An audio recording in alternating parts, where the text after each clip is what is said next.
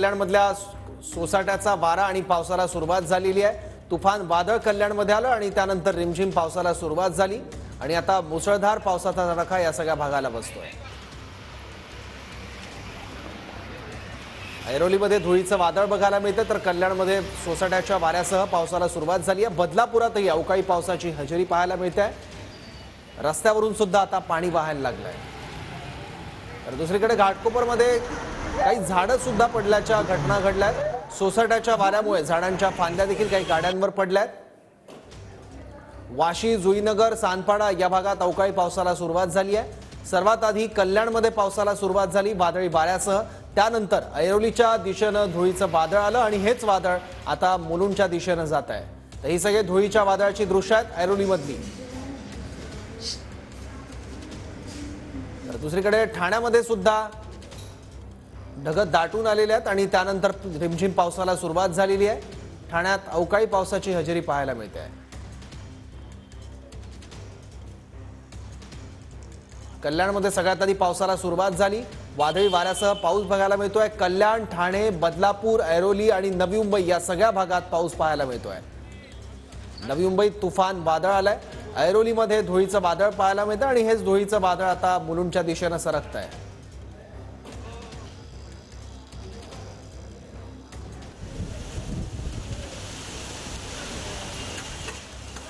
वादळी वाऱ्यासह मुसळधार पावसाला सुरुवात होते। सोसाट्याचा वारा पाहायला मिळतोय। नवी मुंबईत वादळी वाऱ्यासह रिमझिम पावसाला सुरुवात झाली आहे। वाशी, जुईनगर, सानपाडा परिसरात पावसाला सुरुवात झाली आहे। तर नवी मुंबईत तुफान वादळ आणि रिमझिम पाऊस बघायला मिळतोय।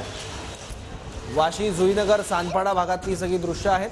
नवी मुंबईत वादळी वाऱ्यासह रिमझिम पावसाला आता सुरुवात झालेली आहे आणि धुळीचं वादळ बघायला मिळतं ऐरोलीमध्ये। पालघर जिल्ह्यातील जव्हार भागात सुद्धा अवकाळी पाऊस पाहायला मिळतोय। वादळी वाऱ्यासह गारांचा पाऊस पडतोय। उकाड्यानं हैराण झालेल्या नागरिकांना काहीसा दिलासा यामुळे मिळालेला आहे। याबद्दल आणखी माहिती घेऊयात। आपले प्रतिनिधी गणेश थोरात ठाण्यातून आपल्या सोबत आहे। गणेश, काय स्थिती आता ठाण्यात? सर्व नक्कीच ठाणे जिल्ह्यात मोठ्या प्रमाणात पावसाने हजेरी लावलेली। आपण सध्या ठाणे शहरात आहोत आणि ठाणे शहरातले पण देखील आपण दृश्य पाहू शकतो। या ठिकाणी आता ढगाळ वातावरण झालेलं आहे आणि मोठ्या प्रमाणात पावसाने देखील आपली बॅटिंग सुरू केलेली आहे।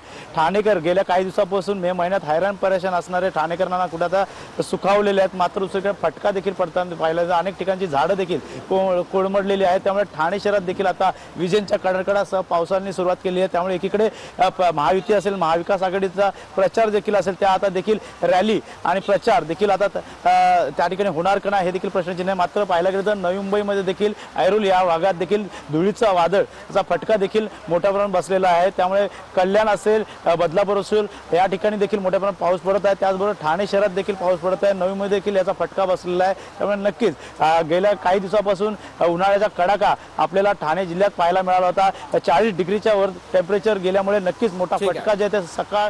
ठीक आहे, धन्यवाद गणेश या माहितीबद्दल।